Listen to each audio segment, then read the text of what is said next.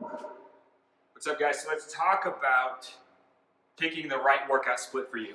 All right, so the whole reason for this entire video is to help you decide what's going to be the best for you, what's going to fit your schedule the best. Because anybody can say they have the best workout program on paper. So say it's 5 days a week and you're doing, a bro split type workout, bodybuilding movements, and you start that program, you go 2 weeks hard and you hit it all and you're feeling good. Third week, you miss 2 days, start to feel like, oh, okay, I'm all right. Next week, you miss a day. Then you start to get down on yourself and you think that you failed. Okay, so what we don't want is to feel like that, obviously. We want to get something that's sustainable, something that works for your schedule, and something that we can do long term. All right, so we're going to talk about 3 different splits today. You've got full body, upper push, lower pull, and you've got upper and lower body. Yes, there are other workout splits other than these. This is just probably what I do with about 90% of all my clients. So this is where we're going to stick. If you do another split and you love it, comment below, whatever you want to do, but I'm not leaving it out. These are just what I use for the most. Okay, how we're going to pick it is going to be based on how hard the workout's going to be and how many times a week you're going to work out. Okay, so for beginners, so we go difficulty, we're going to slide over and get easier. Most beginners, I'm going to start with a full body workout. Okay, and then also look at the frequency, got a little bit less there too. So you got beginners over here, full body, because we don't want them to be incredibly sore if they come in and do a hardcore leg day without doing any upper body and their whole session is just legs. For one, they're going to be incredibly sore. 2, by the end of the session, their form's going to be crap, okay?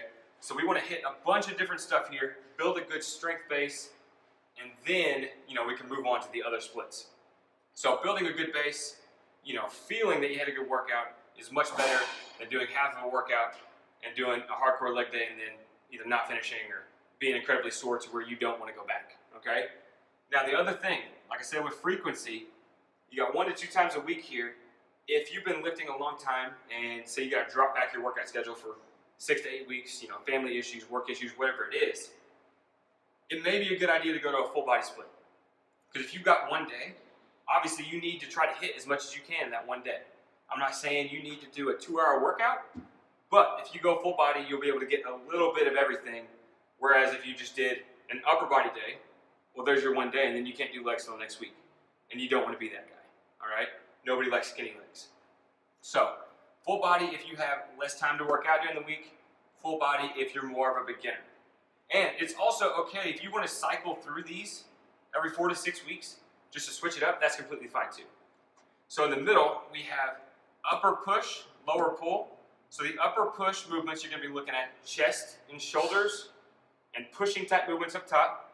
Lower pull, you've got anything that's going to be posterior chain related. You've got hamstrings, you've got your glutes, you've got calves back there.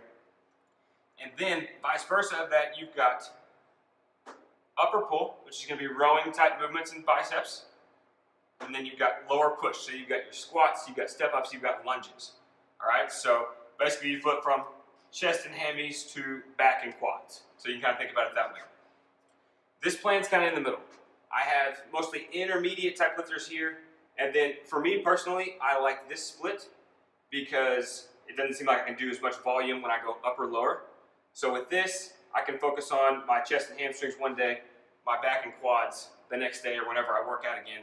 I seem to get more out of this. So I prefer this method, but that's just me.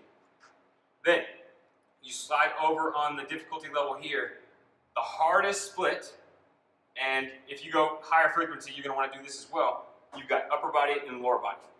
So if you go 4 times a week, you could split it up more of a bodybuilding type day. So you could do maybe chest and biceps, chest and triceps, and then next day you could come in, you could do hamstrings and calves. Next day you do some back and shoulders. Then the next day you would come in and you do some quads, or whatever it is. But this is going to be the most taxing on the body. So obviously if you have an hour to dedicate to an entire upper body session, or if you have an hour to dedicate to a full body session, this one's going to be less taxing on at least muscle groups. It's going to be taxing on the body. But like I said, beginners, you want to stick to the full body range, all right? Advanced lifters, probably going to want to go more here. Because here you can work more of your aesthetics, work more on certain body parts and get more volume in. But again, push-pull, that's my favorite.